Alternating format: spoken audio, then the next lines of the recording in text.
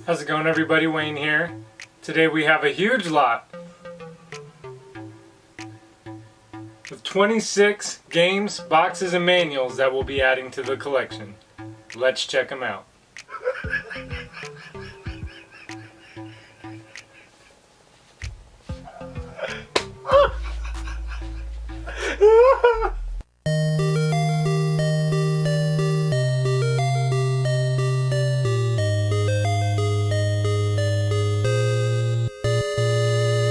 Man, I don't know what's going on, but it seems like this time around, collecting the N64 library, there's a lot of new games that are giving me trouble that never gave me troubles before.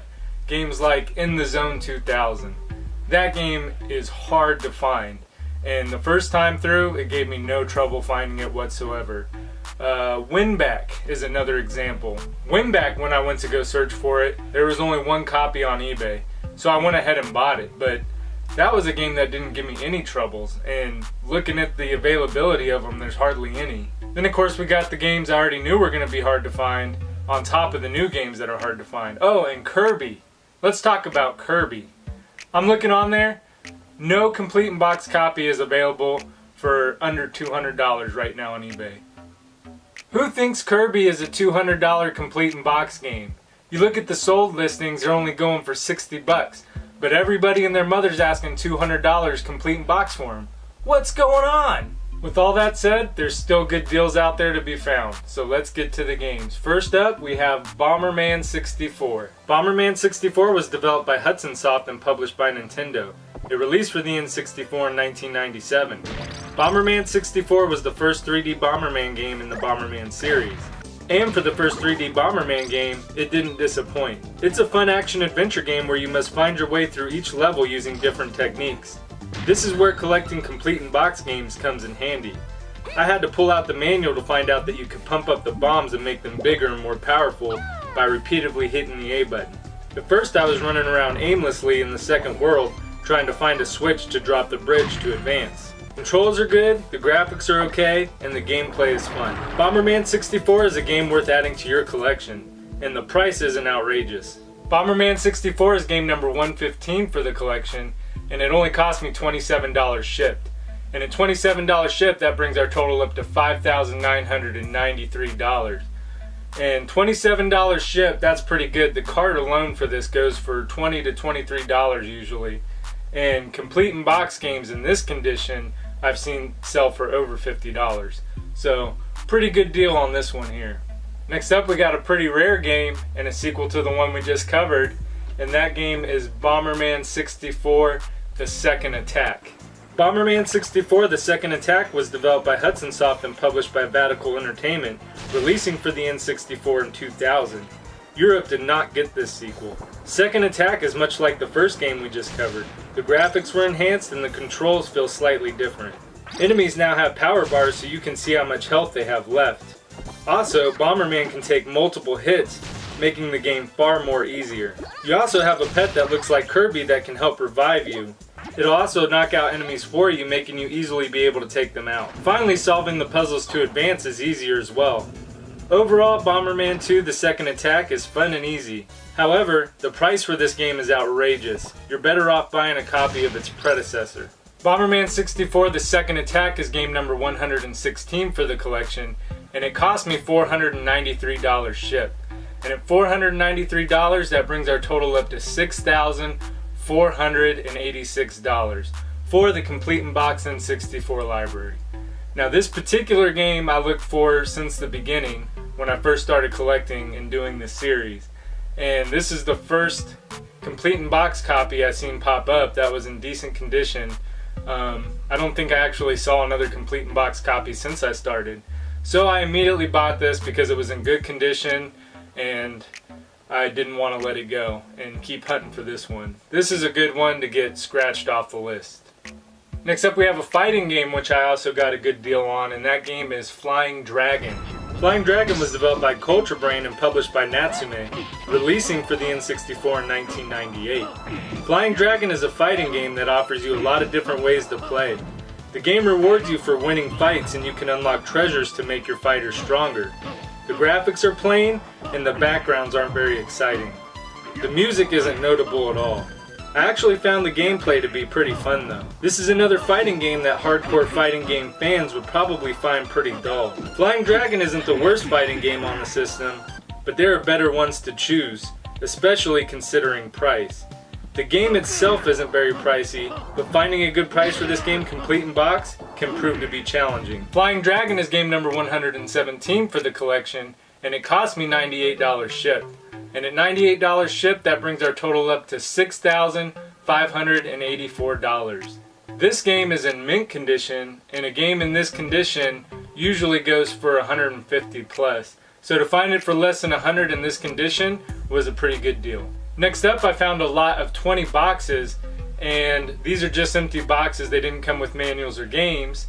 And those boxes are Monster Truck Madness 64, Star Wars Episode 1 Battle for Naboo, WF No Mercy, FIFA 64, The New Tetris, Wayne Gretzky's 3D Hockey 98, Clay Fighter 63 1/3, NFL Blitz 2000, Twisted Edge Extreme Snowboarding, Perfect Fart,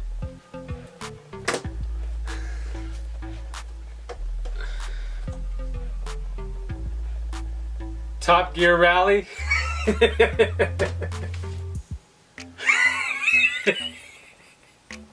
Stupid. It's not even funny.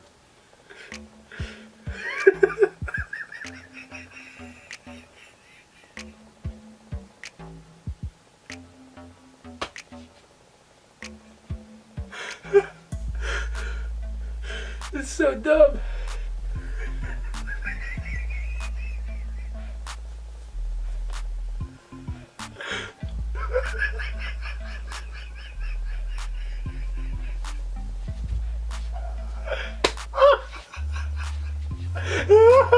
NFL Quarterback Club 99, In the Zone 98, Jeremy McGrath's Supercross 2000, Mike Piazza's Strike Zone, Turok 2 Seeds of Evil, Quake 2, The Legend of Zelda Majora's Mask, Banjo-Kazooie, and Blast Corps.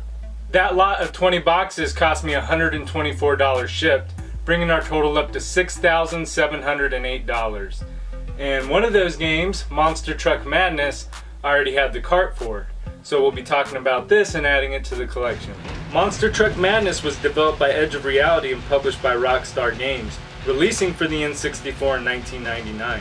Monster Truck Madness is actually a fun and unique racing game for the N64. The graphics suck, but the game offers a ton of options to choose from. To start off, there are 20 different tracks to choose from. Each truck handles differently, so if you can't control the truck you're driving, you can find a better one that fits your driving style. There are also 10 different tracks, but some of them have to be unlocked. When you select a track, you can choose the time of day you want to race, and finally you can choose the weather you want to race in. If you're just playing the game for the first time, you'll want to throw your controller down because the trucks are very hard to handle. It definitely takes some time getting used to them. While racing, you can find various power-ups to help you, and you'll want to make it a point to go and get them. Even after you get a good feel for the controls, the game can still get annoying. Trucks can ram you from behind and launch you off the track. At that point, the race is over. It does give you a sense of accomplishment when you do take first place in a race. If you're not a fan of the game, at least the music will get you pumped up about it.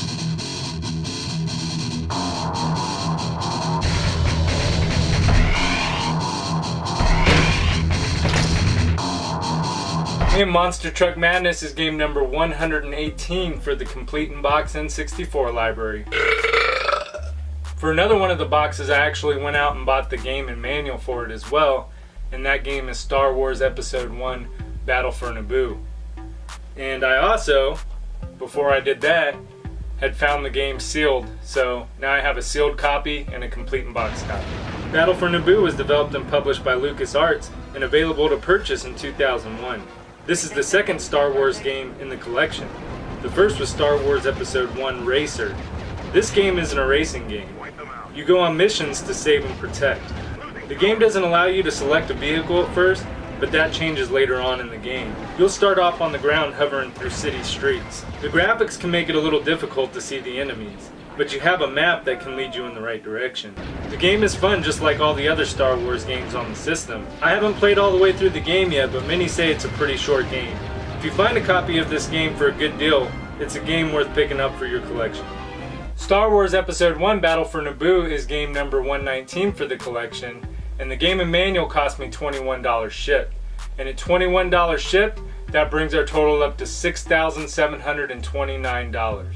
And I'm only going to count this one, I'm not going to count the sealed copy in the price. And from the same seller that I got the sealed Star Wars Episode 1 Battle for Naboo from, they also had a sealed copy of Winback Covert Operations. Now I actually have the cart for this, so we'll be adding it to the counter today. Winback Covert Operations was developed by Omega Force and published by Koei. It released for the N64 in 1999. Winback is a third-person shooter game. It offers some interesting mechanics like hiding up against walls and taking out enemies from around corners. The controls can be pretty finicky. The left and right C buttons are used to adjust the camera angle, and they seem backwards for most games. So you often find yourself looking in the wrong direction. You can't shoot while running. This makes you have to battle your enemies from behind cover. Once you get over the controls, the gameplay is decent. I like the variety of weapons you can choose from right off the bat. Ammo is limited, but you can find it scattered across the levels. Overall, Winback is a game worth checking out if you like tactical third-person shooters. Winback Covert Operations is game number 120 for the collection, and this sealed copy cost me $90 shipped. And at $90 shipped, that brings our total up to $6,819 for the complete in-box N64 library. Next up we have another sealed game, but we won't be talking about it today, and that game is Blues Brothers. And this game cost me $55 sealed, and at $55 sealed, that brings our total up to $6,874. Next up, I got a ton of manuals for different games that I was missing them for, and these manuals cost me a total of $64 shipped. And at $64 shipped, that brings our total up to $6,938. Let's get these games on the shelf.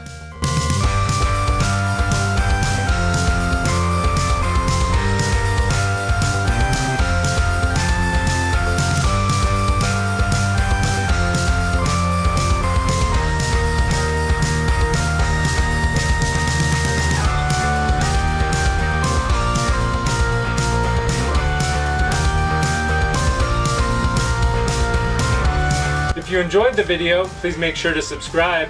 I'll be collecting the entire N64 library, complete in box, right here on this show.